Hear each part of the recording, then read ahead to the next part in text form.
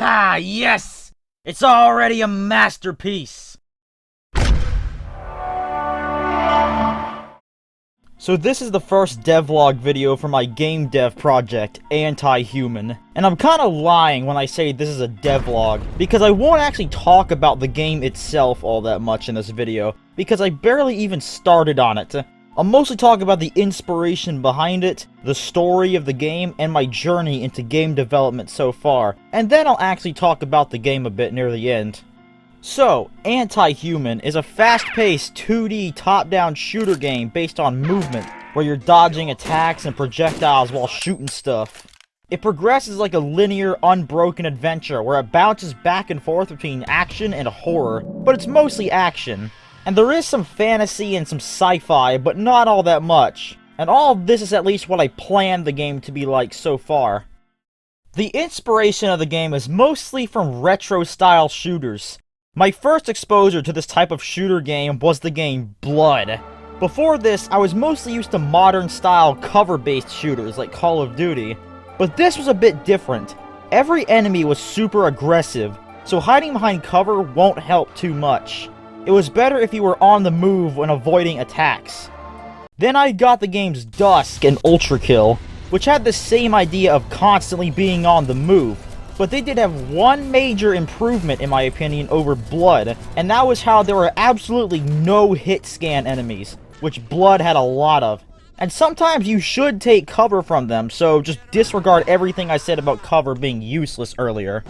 Oh, and real quick, for those of you who don't know, hit scan is exactly what the name says it is. It scans for something to hit and immediately does damage. And it's how most guns work in video games, and it's impossible to dodge. Which is as opposed to projectiles, which has a non-zero travel time and flies across the map until it hits something. And melee weapons also have a hit scan system, but when I say hit scan, I just mean guns. Just wanted to mention that real quick because I know some smartass in the comments might go, well, you said there's no hit scan, but there's melee attacks in the game, and melee uses hit scan. And then they thought it was the funniest shit in the world after that. Well, guess what, bucko?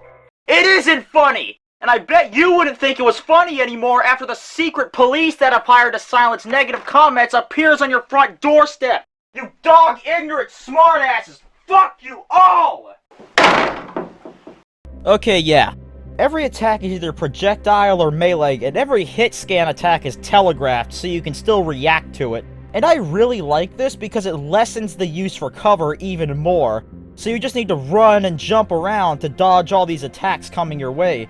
And I found that to be a lot of fun, so the game is mostly like a top-down 2D version of that. So almost like a bullet hell, but with less weeb shit in it. Besides that, there is a bit of a story. There's some interactable characters and a linear story with set pieces to drive it on. And I mostly got that from Half-Life, which prefers to use real-time cinematics where the player is still in control, rather than cutscenes like most games do nowadays. And I might still use some cutscenes, but I want to keep it to an absolute minimum to keep the gameplay going. And like I said, I kinda want it to be half action, half horror, and my biggest inspiration for that is the game Resident Evil 4, where it switches back and forth between a shooty section and a scary section to get some pacing going, and neither of them gets old. So you take Dusk Evil Life 2 Episode 2 and convert it into a 2D top-down game, and you'd probably have Anti-Human. Now the story. The story is pretty generic so far. I kinda know the levels I want to use, but not much of the actual plot. But the story isn't too important, so I can just save the story for later. But yeah, the story is that it's the year 2051 in the town of Buttfuck Nowhere. There's been a huge surge of murders, kidnappings, abductions, and people going missing, and police searches are constantly going off. But they do find a good lead into an abandoned building in the middle of the woods, because of course they do! And coming to investigate is Police Inspector Jack Wheeler Barron. But all of the cops are occupied dealing with crime elsewhere, so Inspector Barron is left to do the investigation all on his own. And he canonically hasn't seen a single horror movie in his life, which is why he thought going into an abandoned building in the middle of the woods by himself was a good idea. He goes into the building and finds a lot of evidence of what happened to a lot of the missing and dead people. He found the bodies of 12 missing people, 7 counts of murder, 6 severed limbs, and a partridge in a pear tree. Then he starts to hear some shit going down below, and to really hammer the idea home that he's never seen a horror movie, he breaks into the basement and looks for what's inside by himself with nothing but a revolver and an axe he just found in the woods. He finds a bunch of cult stuff like books, candles, and a sacrificial altar. But while checking out the altar, a hooded figure lights a lantern and magic shit happens. A chant is performed and Inspector Baron's soul is being sucked out of his body. But he shoots out one of the sacramental lanterns before they finished, so they took only half of his soul. But it was too late. It was just enough to finish the cult's final ritual. And all of the human sacrifices finally awakens their eldritch god. I don't have a real name for him yet, so for this video, let's just call it Cthulhu. Even though you're not actually fighting Lovecraftian Cthulhu, who begins cursing everyone in the room. And I don't mean it yells swear words into their face, I just mean it possesses them and turns them into aggressive monsters. Because as it turns out, Cthulhu wasn't pleased with them awakening its slumber and rewarding them like they thought. But it was actually quite pissed and is now going to destroy the entire world. Because, you know, it's a video game plot. After surviving your first enemy encounter, you get your way out of the catacombs and you go back to town, where the streets have been turned into chaos and everyone is being cursed and being turned from human to the opposite of human. Unthinking, expressionless, and merciless. And like how antimatter is the opposite of matter, the Antichrist is the opposite of the Christ, these cursed monsters were anti-human. But that's actually not where I got the name of the game from. I actually came up with the name first, and I probably got it from the name of a technical death metal song. And then I thought it was a pretty cool name, but then made the connection with the name and the plot later. Nevertheless, anti-human is what the survivors end up calling the cursed monsters. You meet up with survivors in city safe houses and try to find a way out of the city. Because you're already half cursed and you only have half of a soul now, you're basically immune to being fully possessed. It's definitely because of that and has nothing to do with any kind of plot armor. Nope, not at all. But yes, your immunity has made sure you survive through the whole thing and you take a helicopter out of town. But the helicopter crash lands into a forest and you find out the hard way that the forest creatures became cursed too. After escaping the dark forest, chapter 1 is over. And so far, that's the detailed part of the story done. For the rest of the story, all I have are ideas of themes and locations. And I plan for it to get less and less realistic as the game goes on, so it's like constantly getting crazier and crazier.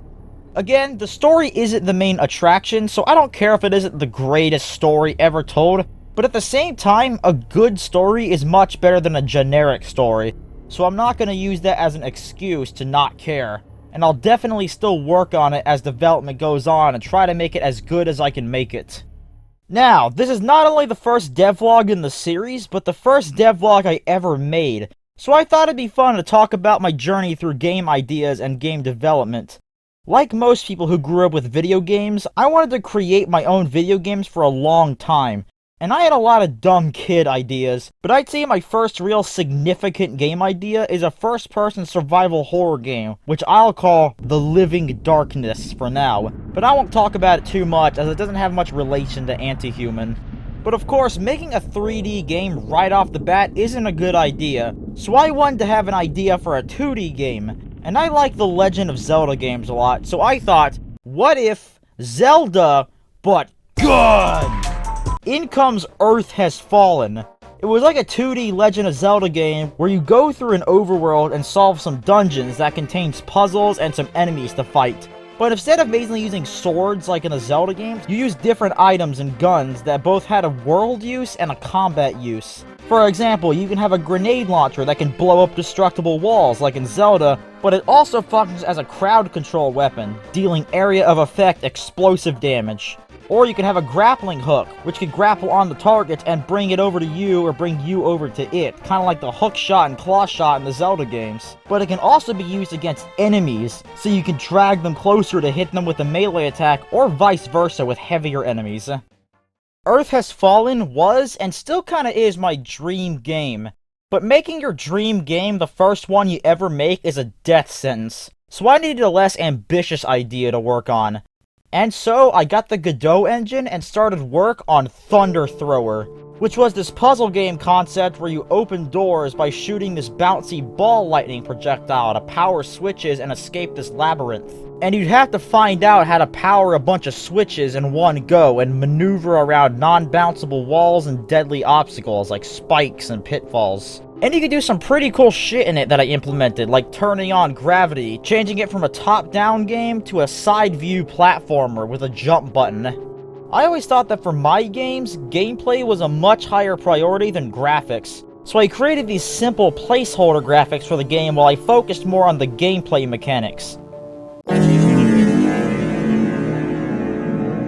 And what I did was that I made all of the planned mechanics and assets first, and then created the levels. And because everything was already made right there, it felt like working a level editor. So making levels should have been easy, right? Well, for me, not really. Because I didn't know a thing about making puzzles, and so development stagnated because I couldn't come up with any puzzle designs. I kinda made a shitty tutorial-like stage where it shows off some of the basics, but then I ran into a fundamental problem with the game itself. You have to be pixel perfect to hit each switch perfectly, and it'd be really annoying, especially because I didn't want the game to be about precision, I wanted it to be about puzzle solving. I thought to solve this, I could make the movement grid-based, and making it to where you can only aim in 8 directions, so it kinda aims for you. But then what would I do with these timer doors that counted down the seconds you had until it closed again? Should I make it count down the moves you make? But what if you rush to it while the ball is still hitting everything? Then that would be cheating. So do I freeze the player in place while it's going? But what if the ball gets stuck in an endless loop and you're just stuck in there forever as well? And what do I do about the gravity switches and the jumping and fuck? Ah! I don't know what to do, man! So, I ended up putting it off and working on my other project. And I got pretty bored of working on it anyways. So if you think you could do a better job, go ahead. I'm allowing you to take my idea. I don't really care about it anymore anyways. One of these other projects I worked on was a mod for an already existing game, Left 4 Dead 2, and it was a custom map called Fallen Fortress. I started work on it in October of 2020, and I ended up finishing an untextured beta version in November 2021, so it took over a year to work on it, but it was worth it. While it did get some amount of criticism, it was still very well liked. Enough so that it became the #1 map on the entirety of GameMaps.com every time I updated it.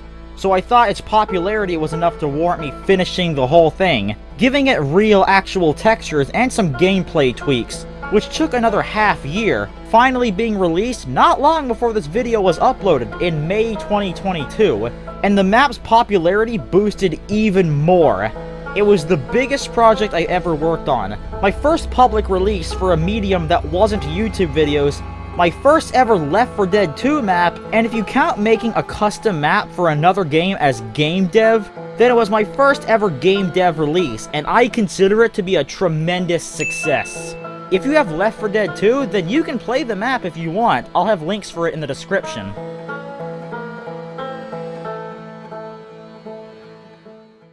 But it was during the development of Fallen Fortress that I had another idea for a game.